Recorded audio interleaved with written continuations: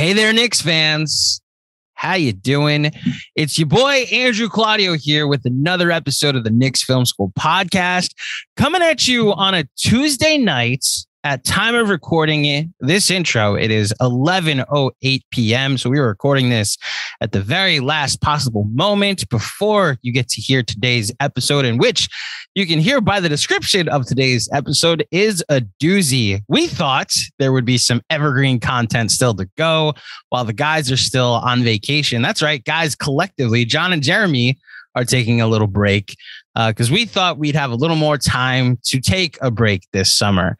And boy, were we wrong. First of all, the episode you're about to hear is with Peter Schrager of Good Morning Football. He was nice enough to give his thoughts on the 90s Knicks when he was watching, and also to answer all of my questions about whether I should or should not be optimistic about the New York Jets. More on that later, of whether I should be optimistic about the Jets. If you're a Giants fan, I made sure to ask him some Giants questions too. He's a good dude with a lot of a good story and a lot of good insight on the media world at large. More on that later. But instead, if you can't tell, I'm hosting this week. It was supposed to be Claudio week on the KFS pod. And who else would I get to be my first guest than the guy who normally hosts this pod? Because guess what? It's not evergreen. There's news to talk about. So joining me now for this intro, the host of the KFS podcast, Mr. Jonathan Macri. Jon, how are you today, sir? Welcome from your vacation. Speaking of the Jets, you know, I drafted a Jet in my first. I'm in two fantasy leagues still. One of which is a dynasty auction league, and I got someone with the last name of Wilson, who apparently is not the quarterback. It's a wide receiver. The wide receiver. He's going to be good. Yeah, I got him for $1 at the end of $1 or $2, a $200 budget at the end of the draft. I'm very excited. I know nothing about this person. He could walk in my living room right now. But I guess he was drafted highly, and he's, like you say, he's going to be good. So I'm excited about that. Also. Where did the name Breece Hall come up at all? I think he was. That's the running back. Yes. He was the first rookie, I think, that was drafted. And he went for a few dollars. Not as much as I got Najee Harris for last year, which was good investment by me. But he went for, I don't know, $15, something like that. 15, 20. It was a decent amount. Very highly projected. You'll hear it when, I guess our listeners will also hear it when I talk to Peter about it. But the Jets are not going to accomplish anything significant this year, but the culture of playing close games is what should be the goal. So it's a weird way to put this, but if they cover a lot of their games this year, I think I'll be satisfied, even if it's like a 6-11 year in which there's 11 losses. If there's 10 covers, I'll be satisfied, because it means they're not getting blown out in every game anymore. I did not bring you on here to talk about football, though, Jon. I thought we were going to have a culture conversation. Is that now? Culture, yes, because culture won out over in Brooklyn. I was about to say you should tell this. So can I tell the story? Yeah, go ahead. So yes, as Andrew says, I'm on vacation. I was on vacation last week. I was legitimately away, although I was still in the state of New York. I went out east for the week with my family, but then I was back. But Andrew, being the amazing producer that he is like, take another week. You could use it. His nice way of telling me I'm burnt out. Recharge your batteries was the nice way I said it. Yes. So of course my way of recharging my batteries today was to take the family to Sesame Place. And so the Durant stuff dropped, and I texted you, and I'm like, hey, we should record whether a Patreon pod or an intro or something just to discuss this, tonight. And that was what we were going to talk about. And then I guess about an hour and a couple hours ago. Yeah. Yeah. So Ian Begley drops the, I don't know. Well, I guess that's a good place to start. Like how big of a deal is this to you? If they're legitimately... We should say what it is, by the way. So you want to say? Yeah. Well, the report is that the Knicks are... the Jazz are asking for RJ Barrett, and the Knicks are considering putting RJ Barrett into a Donovan Mitchell trade, which has not been part of the calculation for the entirety of the process so far.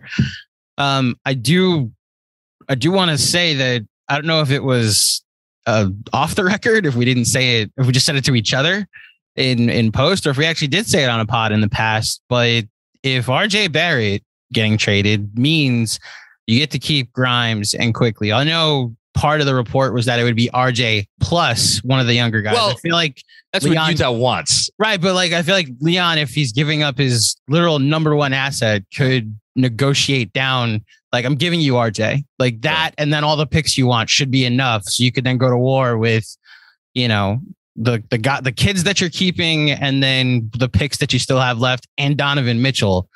That should be the plan going forward, at least the pitch going forward. I mean, the first question I guess I have for you is, what are your thoughts? We joke about like, why do you hate RJ Barrett? But I feel like you do get unfairly pegged as the RJ hater here at KFS because of like a mailbag question you answered 2 years ago. And I do think you actually have made a good case for there's a path to like a 1 to 2 time All-Star, but can be the second or third best player on a really good team that has championship aspirations. And the thought of trading him, a cornerstone prospect that is near and dear to the fan base's heart, what is your initial reaction? So my initial reaction, first and foremost, is not one of surprise. And I touch on this a bit in Wednesday's newsletter, but and all correct. Obviously, Ian Begley's the best. He's the best, bar none. There's nobody better than him with getting this stuff out there and like really never being wrong. And I still remember a pod I did with him like a couple of years ago in which he like remembered one instance in which he reported something that wasn't like wrong, but it was like, it turned out not to be completely true. Mm-hmm. And it still ate at him. Like, this is rock solid. And I preface what I'm about to say by that because like, I decided to write 4,000 some odd words on RJ Barrett over the course of the last 2 days, Monday and Tuesday. And the prospect of like, should the Knicks consider trading him and why should they consider that? That wasn't random. And that wasn't because of a snippet in a Berman article. Like, I had caught wind of something over the weekend in a way that I couldn't come out there and be like, hey, the Knicks are thinking about this. And that's why Ian's Ian and I'm fucking me. Mm-hmm. So again, all credit to him. It's not surprising. And I think like I have several takeaways. One is like, we're doing this trade value list for the Patreon pod right now. And what are we up to? 30? Yeah. And RJ hasn't come up yet. And how many like young-ish cornerstone players have we gone through out of those 30 names? I don't know. A bunch. 16, 18, whereabouts, right? 15, something like that. He's not in that category of player. And I think even the biggest RJ fan out there, and God, I had and credit to him, he writes me comments every day on the newsletter. So an older Knicks fan is like, I would only trade RJ if Utah was kicking in draft equity.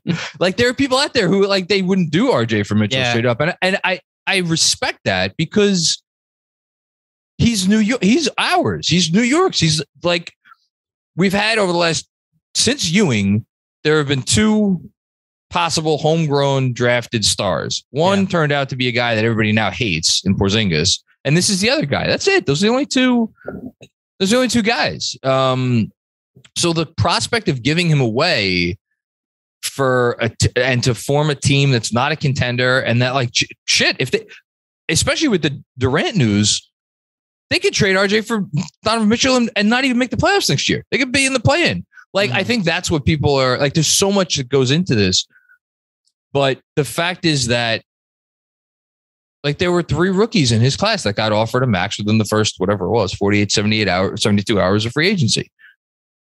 Darius Garland, Zion Williamson, and John Morant. And several months ago, Mike Vorkunov pulled, or not Vorkunov, that was Fred Katz, pulled, I think it was 16, right? Execs. And how many of those 16 said they would give RJ Barrett the max? 0. Mm-hmm. Like, this is what he is. It's not any shade to say that he is not in the caliber of prospect or player that you put as off limits. If you're talking about a trade for a guy who I know he's never made an All-NBA team, but he's come damn close a few times. And I think even his biggest critics would acknowledge that offensively, he's in the conversation, one of the 10 best players in the sport on offense. So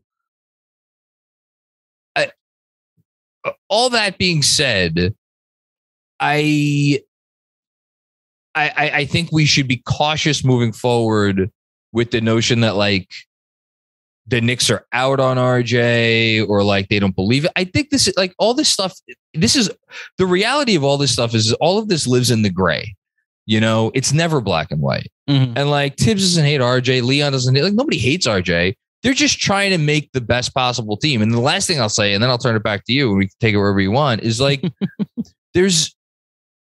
I saw a few because I was scrolling Twitter before just to kind of get a sense of where people are at on this. And predictably, most people are like, please God, no, which it is kind of funny to me that like, you know, when it's a line in a Berman piece, it's like, oh, Berman's on his shit again. But Begley says it.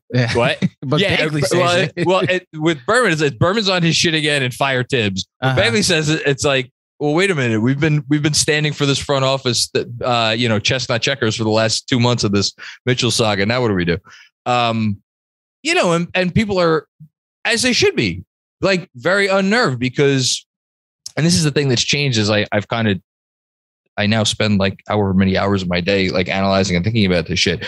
Once upon a time, if I had read something that the Knicks were contemplating offering RJ Barrett in a trade, I would have been a fucking basket case for a week or weeks and like had heart palpitations and be like, oh my God, my franchise is not all in our best young player. What do I like? This is, and the more like, that's the one thing that's changed since I've been doing this is like, I still obviously live and die by the team winning and stuff, but I become so analytical when it comes to the building the team part of it that that part of it has escaped me, which is sad in a way, but it's a reality. Most fans, most diehards, that part has not escaped. So I think that's the sentiment where it's like, and corresponding with that is fans will never forgive this front office if they trade him. Yeah. To which I say, forget about RJ being an afterthought if this team is like 2-2 in the first round of a playoff series in the last 5 minutes of a game and Donovan Mitchell has like 40 points. Forget about that. If they start out the season 14-6 and people in New York are, and I'm not talking about Knicks Twitter diehards. I'm talking about people in New York are talking about the Knicks. Like, you want to talk about Leon Rose isn't going to care. Oh my God, is he not going to care? Because what does he want? He wants to make the Knicks into a winner and he wants the Knicks to matter again in a way that when we are in our Knicks bubble, we forget that like, yes, this is the world and the universe to us. But to so many New York sports fans, it's like, oh, I'm going to pay attention to the Yankees if they're a Yankee fan, or I'm going to pay attention to the Mets if I'm a Mets fan. Oh, it's, you know, how are the Jets and Giants going to be? Oh, the Knicks. Yeah, they were a cute story a couple years ago, but they stink, right? Like I don't know what percentage of sports fans in New York who like are quote unquote Knicks fans feel that way. And guess what? If they get Donovan Mitchell, that starts to erode away. And that's who Leon Rose wants to get.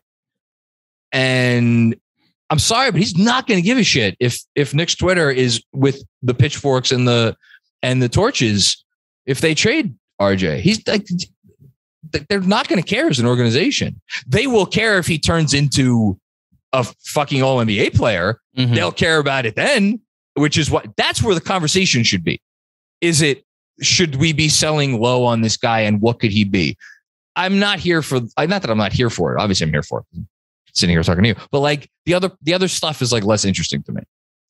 So I have a couple things and like a lot of counterpoints came up while you were talking that I hope I remember the he's ours part of this. I empathize with so much. Like, John, I always have to bring it back to baseball. Yes. Jacob deGrom can opt out and be a free agent this summer. And there's legit fear that he may leave. And he's the best pitcher in baseball. I know. And so there is a leaked report, or I guess a rumor out there that he may go to Atlanta, which would break me if Jacob deGrom goes to a rival, let alone to another team. And someone said to me, if they let deGrom walk, but they trade for Shohei Ohtani, would I be okay? And I gave an honest answer. I was like, no, like I want, like, he's our guy. I want him to retire in our uniform. Now, look, You're right. That's Jacob deGrom. But like, I empathize with the fact that he's our guy. I got to see him grow through our system. I believed in him when he was younger and like more of a phenom than RJ, to be honest. But like, there's more. You care about these kids more. Like the reason Emmanuel quickly got so much push to be the starting point guard when we were doing these cap or no caps for Jalen Brunson was because we drafted him, where Jeremy has always made the point. If we drafted Jalen Brunson, we'd have just as much affection for him and what he could be than that we do for Emmanuel quickly. I empathize with that part, at least. I know you. So do I. I think I empathize with the he's untouchable part. Like I get into this for more than just for just watching this team trade for players to win a championship. I want them to win with our guys. Like watching a kid develop under the Knicks is what I'm here for. That's what I understand. I am with you on that 100%. Where I will push back to your pushback is there. I hate to put it this way because this is what makes me come off like an RJ hater. There are 20-ish teams around the league that have a guy that you could say that you could justifiably take that position on, either now or at some point when Steph was younger, when Kawhi was younger, when like Ja now, or like Garland's not quite there, but like Garland's close. Where it's like he's our guy and we can reasonably and objectively foresee a world where he is one of the two most important players on a championship team. And yet, I've been listening to this RJ discourse this Donovan discourse for a month and a half. And the most prominent point that I feel like continues to be made is, well, if we get Donovan, where are we getting the second star? And that is from every corner of this discussion. So if that is coming from every corner of this discussion, like where's the Venn diagram? Like if everybody is concerned about getting the second star, but RJ Barrett is the untouchable cornerstone piece, is not the second star. Yeah. It's not. Those two things do not. And that doesn't mean you should want to trade him, or that doesn't mean you should be upset if they do. Like you shouldn't be upset if they do trade. Like all of these things are true, but the reality of building a team that can contend for a championship is you need stars. We are one of the unfortunate few teams that have not been able to draft a out and out, like no doubt about it, this guy's making 4, 5, 6 All-NBA teams in his career type of guy. Most teams in the NBA have that sort of player. Either they've done it already or they are projected to do it. It's just the reality. So how do you get that guy? And it's why one of the other, not counterpoints, but just what I think we've done a good job is not necessarily advocating for a front office move. Like Jeremy just, like, I don't think he's ever going to admit that the Randall extension was bad. He'll just always, and like to his credit, he came close the other day. Like the KD you guys. With us, like I thought I got him. And then he was like, I mean, he had a bad year, but Charlotte can still make a move. And as he raises his value, like to Jeremy's credit, like go talk to a Suns fan. I was about to say the Suns report. Like they're potentially ready to trade for Julius Randle. Absolutely. And they're like, maybe we could get him for only one pick. And it's like, wait, you're going to give us a pick for Julius Randle? Like I'll drive him to Phoenix. But like, I think we've done a good job for our, like to somewhat back pat us that we explain like why this is happening. And RJ, a year away from a potential extension, technically extension eligible now. Yeah. Do you want to extend him or see if he becomes somebody, or if the calculation Leon Rose is making is there's one basketball, I have Jalen Brunson already here, and it's easier to like the team building exercise of it. It's also like a vote of confidence in Obi and Quickly and all these other guys that are better off ball. You know, and it's like when I talked to Peter Schrager, he asked me about RJ, and I said like there's some efficiency questions, but like he averaged 24 a game from January 1st on or December 31st on, and that's what you hope is that the efficiency uptick turns that into 26 a game, and like the high volume that he has will eventually get more to league average, so that way he's not just like high volume, as a result, high numbers guy. Can I be honest and say, I think, because if they trade for Donovan Mitchell isn't going anywhere. Jalen Brunson is not going anywhere. Like this notion that like they're going to flip Jalen Brunson. Not under like, this front office, no. If the front office all gets fired, then that different story. As long as Leon Rose is here, Jalen Brunson's going to be here. If as long as he wants to be here. If he doesn't want to be here, then maybe I guess that's a different story. But so that's two guys, one of which has been the highest usage guy at his position for the last, whatever it is, 2-3 years. And another guy who is going to command at least as much usage as you did in Dallas, right? If not more. I mean, you're paying the man $25 or $26 million a year. Okay. And we all could agree that the Knicks brass is intent, first and foremost. This is what these deliberations, these negotiations have been about from day one. And it is what they will be about until day zero or day whatever, day Z, when they ultimately make the trade. How much do we have left in the tank to make the next trade? That is what it has always been about.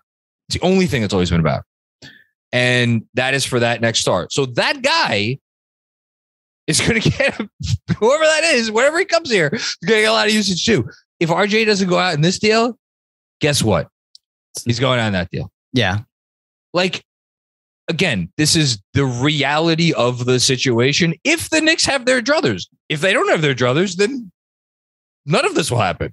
I think that's the why that I'm enticed by, though, is that, look, I don't want to trade RJ Barrett. I'll just like come out and say it.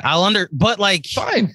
The fact that, and I'm not even saying that you would either. I think we're doing a good idea, or we're doing a good job of explaining why. And it's that if you put RJ Barrett in a deal, then the price of assets that you're trading, the price of picks should go down. And it's the only reason you trade him. And as a result, you now have more, pieces in your treasure chest for the next deal, which is why what you've been writing in the newsletter the last few days is less about advocating for it. It's more explaining, like, so if you did, the easier way to bring the price down of the Jazz offer, or the Jazz, from what the Jazz want, is to include your best asset, which up until now the Knicks hadn't included. And ultimately, why I'm skeptical that RJ is going to end up in this deal is the reason for Leon to put him in the deal is, as we've just been talking about, it takes enough materially, like the important shit, off the price tag for Mitchell that it leaves him that much more in the tank to make the next trade. I struggle to see a world where Danny Ainge values RJ. How can I put this? Because he would have to value RJ at, in my personal estimation, at like he's going to hit his 75th or 80th or 85th percentile outcome. Because that's the valuation that's going to get materially less off the trade package. And why is Danny Ainge going to do that? I don't know the answer to that question. Maybe he just sees something in RJ and he sees something in RJ, in which case every Knicks fan should be really worried, because I think Danny Ainge is a good talent evaluator. But that's the hurdle I can't get over. So then where do you see this headed? Listen, you're talking about what you caught word of. So you have obviously been hearing more things than us casuals, No, please. I'm a casual You're an informed casual, if you want to call it that. Barely. I don't think they trade him. I think if we're judging the front office based on precedent, it feels like the moves that they make are those in which more like there's a majority that are pulling in a certain direction. And it feels like when they can't get a sizable, this is my kind of reading into just a lot of shit that I've heard over the last 2 years and stuff that's been reported. It feels like that if there isn't a significant majority towards a certain plan, they just won't do anything, and they will just continue on the path. And I I struggle to see a world where A, Ainge has that sort of valuation, and B, enough people within the team's brass are like, we are comfortable projecting that RJ is essentially never gonna be like even in the All NBA conversation. Because I think if you think, because really, like I think back to when the Celtics didn't trade Jaylen Brown for Kawhi Leonard, and like there was a real, I feel like, tug of war at that time, and ultimately Ainge stood fast, and I think he's happy with that. I think Jaylen Brown's, is he going to make an All NBA team? I don't know. Would it shock you if he did at some point? Made one, made two. Second best player on a finals team. Like he's got that claim. I get it. Like the system is. It was a really good team. But it was a really good team. Who's the second best player on the Celtics? He was arguably the first best player in the finals. Right. So he'll be able to have that claim to fame forever at this point. I don't. Again, I've not spoken to a single GM about this. This is my guess. My guess is if you polled 30 GMs and you're like, and you ask them, is RJ now the same type of prospect or at the level of prospect that Jaylen Brown was after 3 years? I don't think you'd get many yeses. That's my assumption. It's just my assumption. I could be dead wrong. And so, man, it's tough for me, but I don't think they trade him. I think they figure out another way to get the deal done. I do think they get the deal done. I think it ends up either becoming a 3-team deal or like in essence becoming a 3-team deal. Like who knows? Maybe the Phoenix stuff is real. Maybe they do want Julius Randle. Now that the thing that we were going to talk about today, the KD. I was going to say that's the only other thing I wanted to talk to you about. We can talk about it in a second. Yeah. Yeah. But like, whatever, now that that's out of the way, maybe whether it's an actual 3-team deal or it's like in essence a 3-team deal and they get another trade asset, like maybe that's enough to get the additional draft compensation. So New York keeps as much draft compensation to feel comfortable making the trade. But man, I like, if you're sitting here right now, ask me like, how confident am I that like RJ Barrett's going to be on the team next year? Like I think he probably will be. One way or another, I think they get Mitchell. I've thought that for a month and a half. I think one way or another, Donovan Mitchell is going to be a Knick, and that 14-6 start you're talking about. My fear is the other way. Like, what if they start 11-15, and whoever they traded has like one good game, and that's what I'm not even caring about Knicks Twitter about how I'll feel that they traded for Mitchell and all of the fears we had about the defense are a concern. They couldn't find a suitor for Randall. So it's even more frustrating. It's why the Randall piece of this actually is more not important to me, but I guess it's more fascinating. I mean, they want to move him.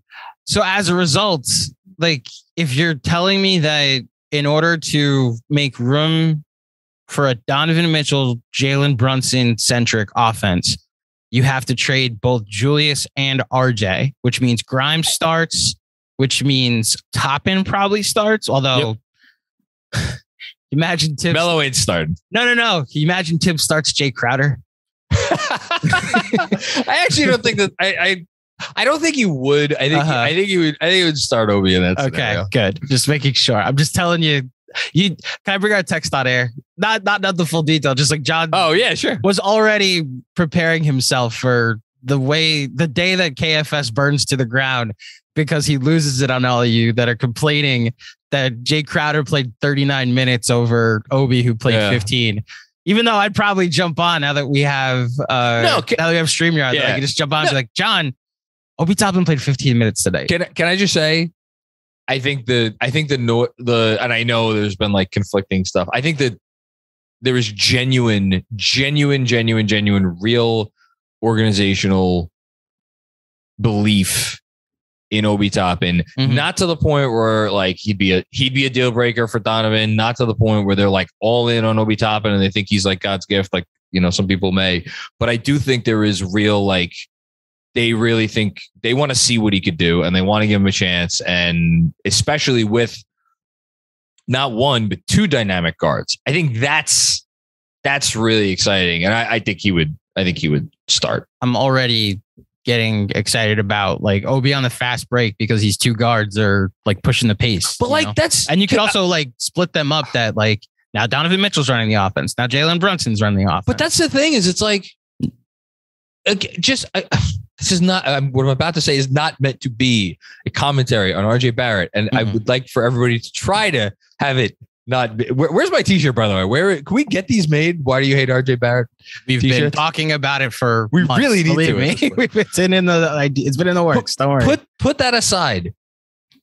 If Grimes is as good as we all see, I don't know anybody who doesn't believe in this Grimes thing. I think Grimes is real, and I think he's gonna be really good, and I think he's ready to start right away.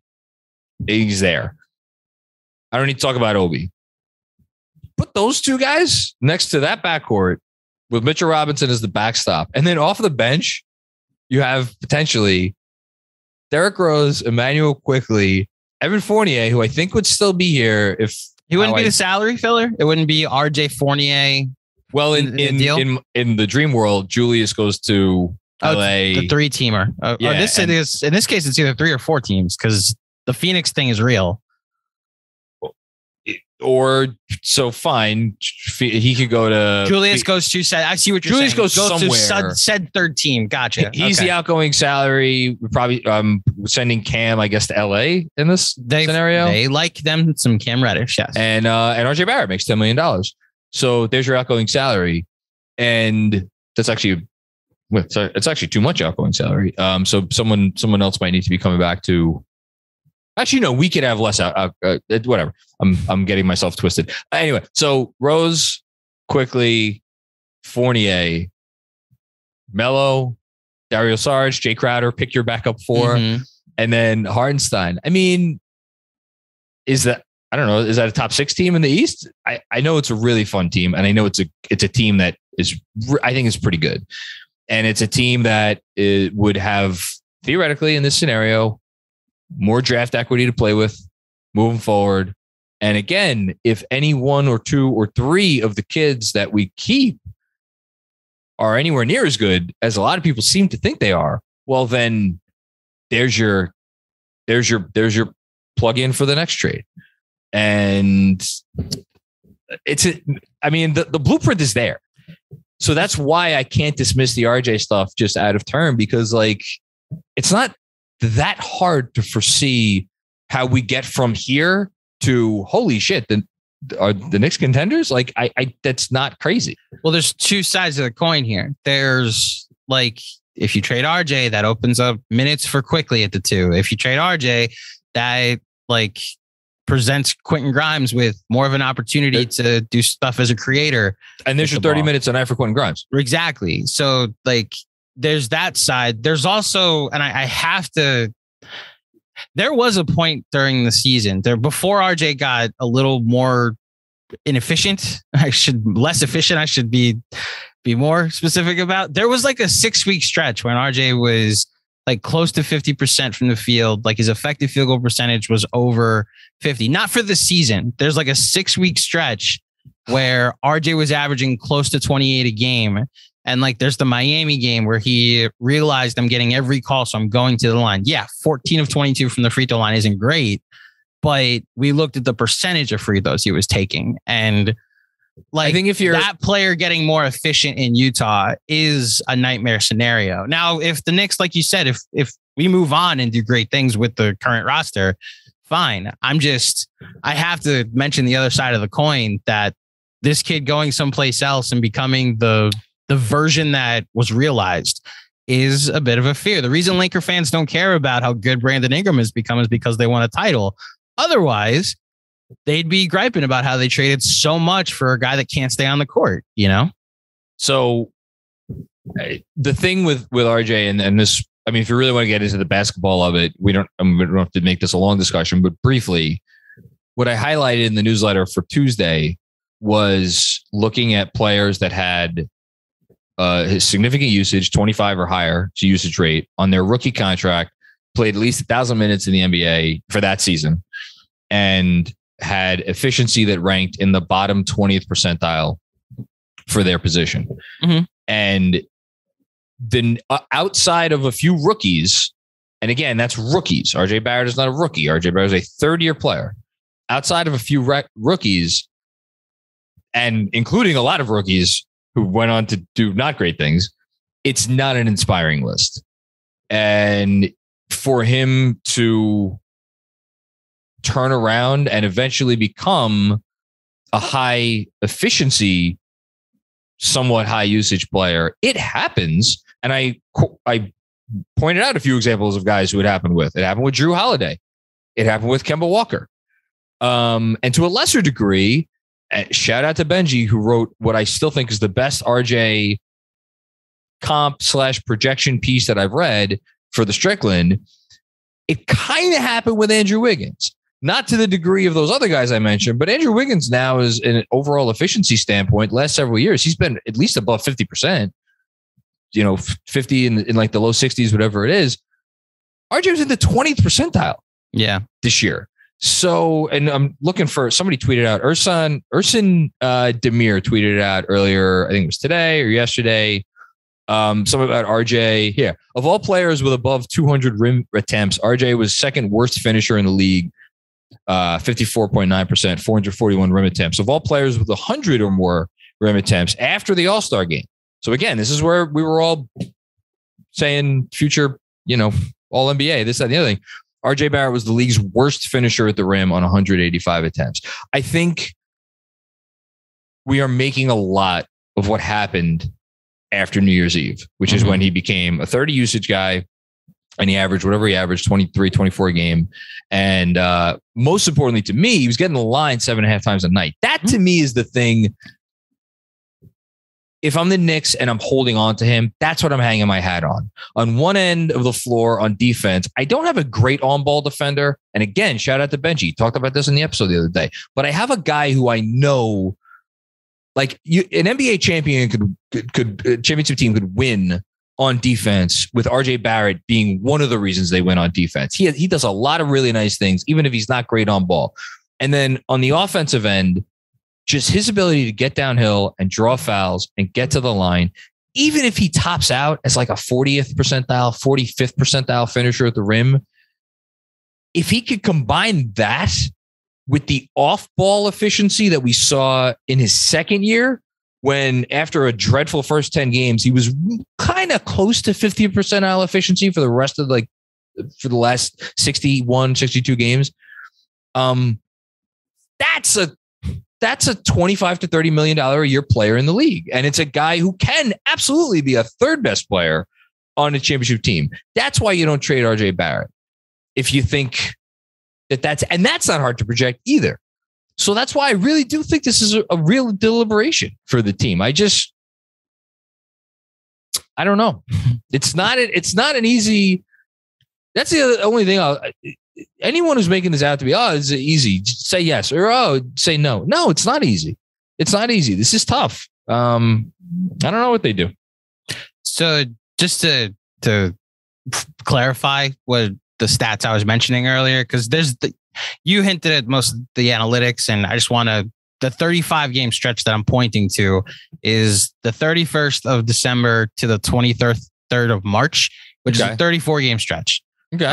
24 a game, only 42% from the field, but as you mentioned, 7.5 free throws a game, 36% from three on 6 attempts, 71% from the free throw line, which for RJ Barrett is a minor miracle. And then 6 rebounds, 3.5 assists. That's the player that a lot of Knicks fans are seeing as that 34 game stretch getting better, as you're mentioning, the Benji saying, like getting better enough that we're going to regret like not seeing it through with him. And it's why, I guess the only other question I have is if the calculation you were making is like bet on RJ Barrett becoming that player or sell now while he's still on a rookie deal for Donovan Mitchell at age 25, what would you do, I guess, in this scenario? Man, I'm putting you on the spot here, but like, it's so tough to answer because it's impossible. There's an unknown here, which is if you don't include RJ, what are you giving up in the trade? And then what do you have left Mm-hmm. to trade after you give up whatever you have to give up? Let me pause you there. If it's RJ, literally just swap out the Shams tweet that we got the other day, the report the other day that it was Fournier, OB, 2 unprotected, three protecteds. Swap out OB for RJ. I think that's what the trade would be. Man. I guess the question shouldn't even be would you do it? Are you more comfortable as a fan with that? I don't think any of us are going to be comfortable with whatever the Knicks give up. If they give it up for 1 pick and if I think they'll be fine. But if the 2 firsts that they give up, if they could trade RJ, let me take a step. Okay. Couple things. If they trade RJ, I would not be okay with them trading another young player. I don't even care who it is. I would not be okay with them trading Obi. I would not be okay with them trading Grimes. I would not be okay with them trading quickly. That's number 1. 2, they trade RJ. I would not be okay with them trading more than 2 unprotected first round picks. 3, if they trade RJ, I would not be comfortable with them trading any unprotected first round picks in 2027 or later. I think the 2 first round picks have to be it could be 23 and 25, but as Jeremy detailed several pods ago, more likely because of the picks that Utah already has coming in, it will be 24 and 26. I'd be comfortable if it's all that. Yeah, then I think I'm comfortable with it. And then whatever, protected picks need to go out as well.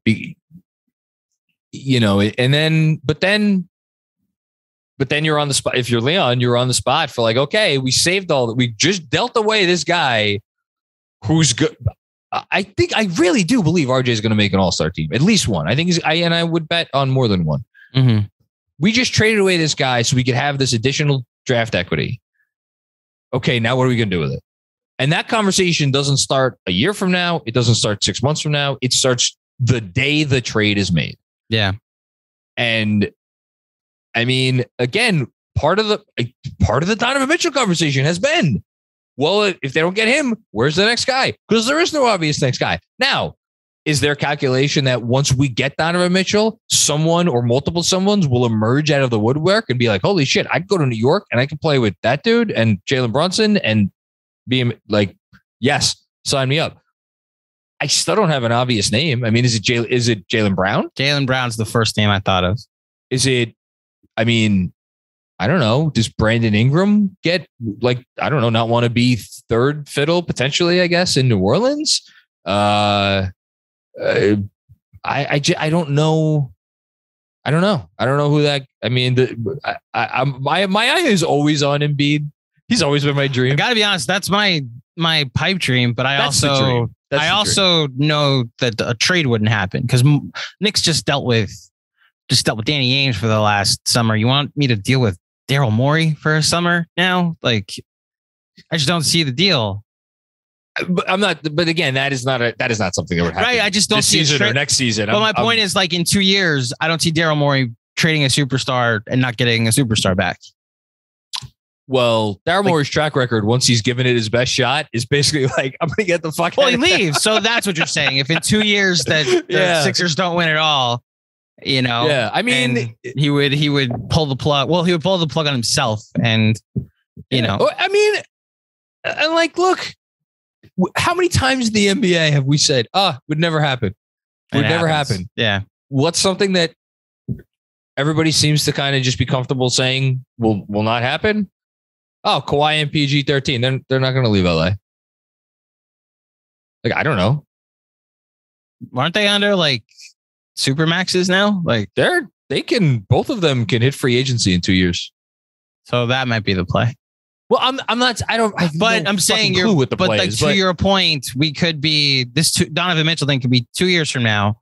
He's 27. We've made the play-in and then the playoffs, and we're that much more attractive to a potential guy that's coming here right before a TV deal spikes the cap. You know what? My point is. My point is this. I know that if they don't trade for Donovan Mitchell, you know what the percent chance is that Kawhi Leonard decides to leave the Clippers and come cross country to New York to try to win a championship? 0.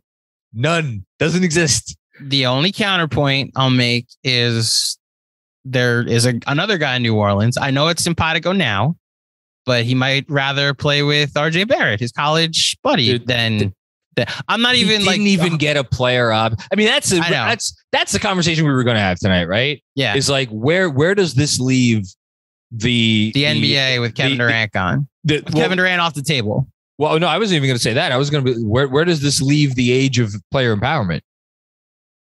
Oh, I don't think it leaves it anywhere. The next guy that wants out, I know about that.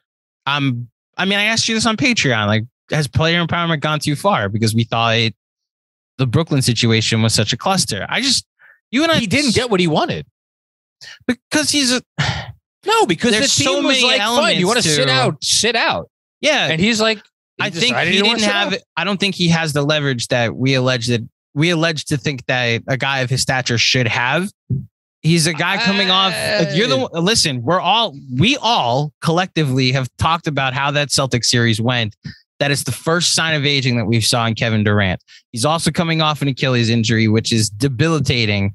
And a guy that doesn't play more than 50 games a season, holding a team hostage for an entire summer.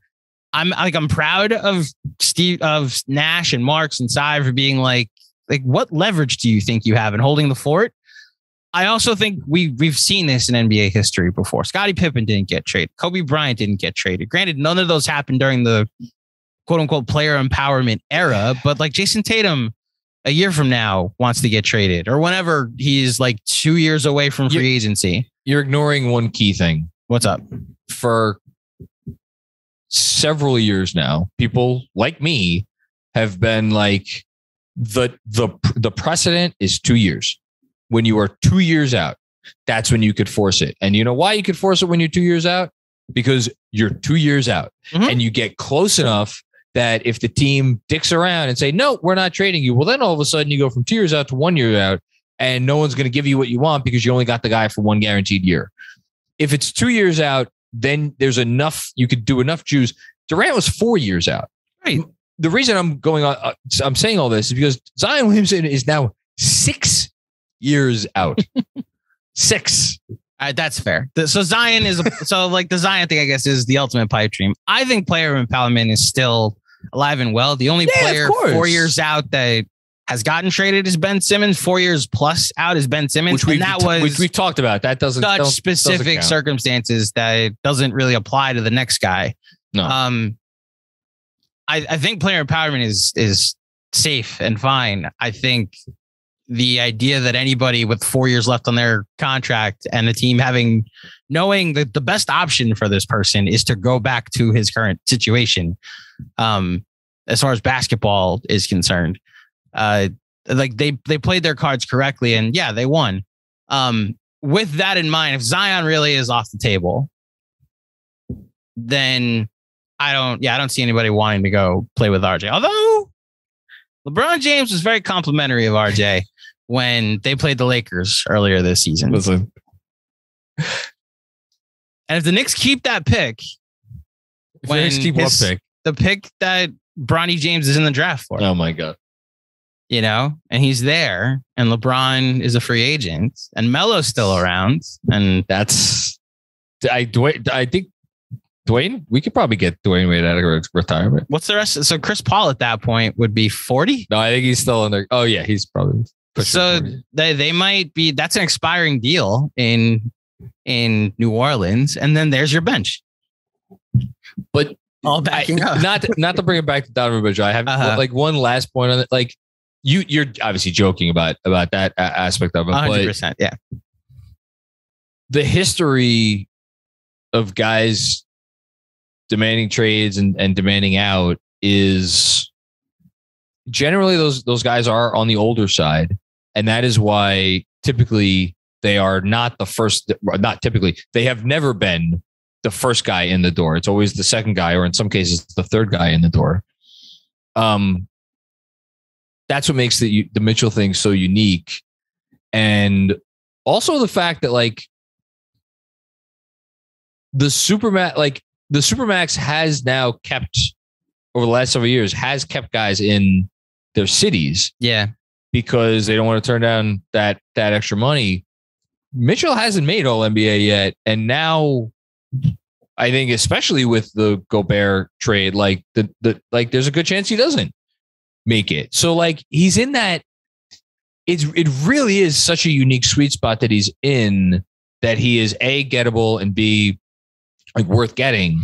And he needs, not needs even necessarily, but like you have to think that he wants to make at least one before this new TV deal hits. Oh, I think he's making one if he comes to New York, and I think he's look, Julius Randle made one 2 years ago. Like, you want to talk about the New York push? But my main point in bringing it back to Donovan is we've had conversations over the last few years about why a Damian Lillard trade didn't make sense, and and we went back and forth on the Chris Paul thing. And why is that? Because those players are older.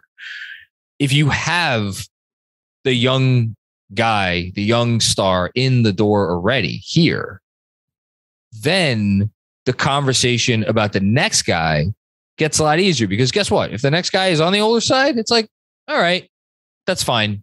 It's the final piece. Now, ideally, you want that guy to be younger too. And honestly, that's another thing that trading RJ kind of takes off the table, because again, you're probably not getting a second guy that's like, it's all of this is very complicated. It's very complicated. Yeah. I think that's what's going to be the biggest concern and the conversation over the next few weeks is like, if the whole point of including RJ is so that way you're not completely stripped of assets, like, well, then we're back in the same spot. Who are these assets for? And it's basically who's the third guy. And what your hope is, as a Knicks fan, is that Leon Rose and his team that he's assembled, the great recruiters, that they believe that there will be somebody that comes and presents themselves over the next 2 years, and they will have recruited one guy so far. They have, and they're going to get dinged in draft. Why do you hate Evan Fournier? Oh my God. That's not the kind of I know, believe me. Okay. So the only other thing I had about Randle is the aspect of now that Durant is off the table, other teams potentially seeing him as a power forward option. The Phoenix news, or not even news, just conversation on the internet today was fascinating. There's a thing out there that the Lakers might get involved now. What we've been saying for about a month, that the Lakers might get involved in a 3-team deal. I feel like I've been writing about this since the trade deadline. So I know the Knicks, you've said it, are shopping Randle and are looking to get him off. But you know, where do things stand for you right now? Do you think Randle is more likely to get traded from the Knicks than he was 24 hours ago?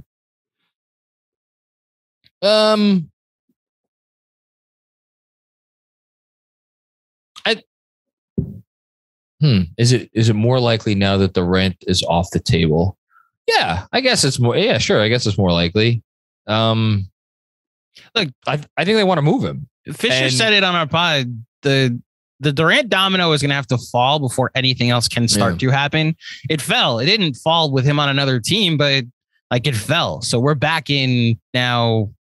Like things are going to be in motion over the next couple of weeks, and you know, we'll see where that translates, and if that translates in a Julius Randle deal. The only thing that I could say with absolute certainty is that the Knicks do not see their idealized version of themselves moving forward as a team that employs Julius Randle. If Julius Randle is still here and taking up meaningful minutes and possessions on this team, it's because of his value, and it's because they want to pump up that value, and it's because of all kinds of different things. It's not because they have like some belief in him as like, oh, he's going to rediscover, you know, what we saw 2 years ago. And no, that's not it. But I think I'll answer your question. I think he gets moved. Okay. So I think he gets traded. Mitchell's a Nick and Randall's not. Yeah, at training camp. Yeah. We'll see. That I think is the actual nightmare, by the way. What? Randle returns to not even all NBA Randle, but like borderline all-star Randle on a different team with less noise around him. Now, granted, that team might be the Lakers, which is the opposite. You think they hated Russell Westbrook? Let Julius miss a bunch of long twos. I mean, we heard who was our guest a few weeks ago that said they love Randle there. But they loved that Randall. They they love the version we saw last season. I got to tell you, I think he would do well in Phoenix. I think he'd do. Yeah. I think because he'd have Chris Paul there. They love the mid range there, obviously. Although the guys they have taken those mid rangers, they make their mid range shots. Best mid range shooters in the league. But no, I think the thing about Ayton is that, and that's why, like, you know, Jeremy and I talk a lot about like how valuable is do you really want that stretch five? Like, do you really want a five who's like taking threes? When you have a five who could just do shit other than like what Mitch does here, it opens up so much for the other players on the floor. And I think if Randall went there, they would get him more like kind of room to work, and he would get a lot of one-on-one coverage. I think he'd look really good there. I don't think he'd make an all-star team, but I think he'd do well in Phoenix. And I think they know that. And which is why I think they would give up a real, like something real. Let's just shoot the shit. If it's Crowder, sorry. Well, here's the thing though. And I ran the numbers. The trade bonus complicates this so much. Like, would Julius waive his trade bonus? I don't know, but it would have to be a 3-for-1. You can't do it as a 2-for-1. Even if you put in the two most expensive salaries, which would be Shamet and Crowder, you'd need to include someone else. I personally think Phoenix would probably want to do Crowder, who doesn't seem to want to be there, and Shamet, because that, boy, talk about that contract already looking bad and it hasn't even started yet. Extension hasn't even kicked in. Ideal trade partner for Julius. And then they have Torrey Craig that they could throw in too for salary. Anyway, let's assume that's the trade. What does Phoenix throw in? Do they is their 2023 first round pick enough? If it's unprotected and the Knicks then use that pick in the Mitchell deal, then that I think is the dream scenario for a Knicks. I don't think he cares about that. I think he'd be very interested in Phoenix's 2029. That's the thing. Pick. It's a Phoenix, even like 2025. I think he'd be fine. Well, they wouldn't do it in the middle. They would either do. Actually, I think he'd be fine with a Phoenix 2023 pick. He's paid from Minnesota's. I think so. If you get 2 picks in the 20s and you have your own, that's still three shots at it. You know, I think the dream is to get Phoenix to do what Boston did in the Derek White trade, which is to trade. I think that was their 2028 first rounder. So something like that, where it's years from now, where you have no idea where the team's going to be by then, and you hope it's bad. Yeah. That's what I would guess. But even like if let's pretend the Mitchell thing blows up and they can't get Mitchell. Still do this anyway. Oh, yeah. I think I gotta be honest. I'm right there with you. I will say. So, are these guys rotation pieces for the Knicks when they come here? Oh, that's my fear, is more veterans to play over guys that we considered untouchables over the last month and a half for Donovan Mitchell. Well, the complicated piece there. This is part 1 of 2, by the way, everybody watching and listening. There's what turned from a 20-minute intro is now a full episode. Thank you, John. We're getting into the weeds on this stuff here. The complicated stuff there is the Shamet contract, low key is already a really bad deal. He has 4 years and $42.5 million remaining. Although the last 2 years of that are non-guaranteed. So I guess it's not awful.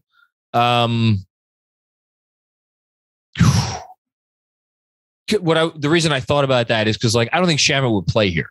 I think Shamet would be a guy who would be situational. So Frank.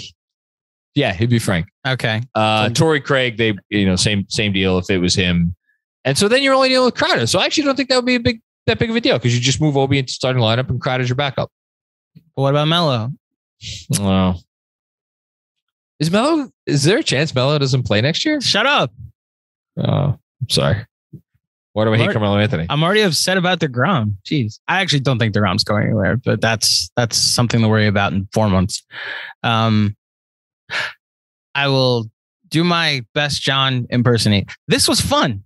I appreciate you coming on and shooting the shit with me. You want me to plug or promote anything? What do we need to promote, John? Anything? Did I miss anything, John? I don't know. Nothing. John obviously wrote a lot of words on RJ Barrett in the Knicks Film School newsletter. Please go ahead and subscribe to it. You will not regret it. It's actually been something I've been like referring my uninformed Knicks fans friends to. And it's like very kind of you. Fucking read this. Gosh, like reading works. Believe me, reading works. I got a new book from the library yesterday. Did you? What'd you get? A book on the Warner Brothers. Ooh, that actually sounds like fascinating. It's something to take my mind off of all this crap would be fascinated by. It was on my mind because on my vacation, I started watching The Offer on Paramount. Okay. I watched the first 2.5 episodes. I don't have Paramount here at my house. I don't think I'm invested enough in it to order it and continue watching. It was pretty good though. But it got me thinking about that era of old Hollywood. So we don't get in trouble, I'll give you my login when we get off of this. Okay. But don't tell anybody I'm going to do that. Okay. Have you watched The Offer? No. Star Trek is on Paramount, and my parents, you're going to get Pastor Claudio's login is what you're going to get. I know you're a Trekkie. I'm not easy there. Or they're a Trekkie. Mr. and Mrs. Claudio are Trekkies, gigantic Trekkies. Like there are VHS cassettes of the original Star Trek: The Next Generation with Captain Kirk and Spock and all them that I was not allowed to touch as a kid. That's wild. Yeah, that's how like committed they are. I'm pretty sure the 3 happiest days of my mom's life were 4 happiest days of my mom's life. When she married my dad, when I was born, when my brother was born, when she met William Shatner. Yeah. That's pretty good. Yeah. Which, I mean, look, Mets win the World Series. I got competition for my engagement last year. Rosina didn't hear that. Anyway, thank you, John, for coming off a vacation to anger Knicks fans. Anger Knicks fans. Hopefully it's not too angering, and we'll see what the next last question timeline of this. I know if the Pat Beverly being included in this is real, he can't get traded until August 30th at the earliest. So we might be looking at another week if this is a 3-team deal. Do you see it happening without the Lakers in the next week, or do you see this going into September? I think it happens before camp. Camp is in September something. Yeah, it's at the end of September. So is Labor Day like a soft deadline? No, camp is much later than Labor Day. But I'm asking, is Labor Day a soft deadline? No, I think it takes. What is it? It's August 24th. Yeah, I think it takes longer than that. Okay. Well, we will see. John, thank you for coming on. Thank you, Andrew Claudio. Your podcast. Thank you for that. Everybody listening, head on over to iTunes, give a 5-star rating and a review. Stay tuned to this feed. In fact, refresh your podcast feed because the second part of this episode should be available now. My conversation with Mr. Peter Schrager of Fox Sports and Good Morning Football, as well as an NFL sideline that you'll see very soon. Until next time, which is in just a few seconds, thank you for listening, and we'll speak with you soon. Peace.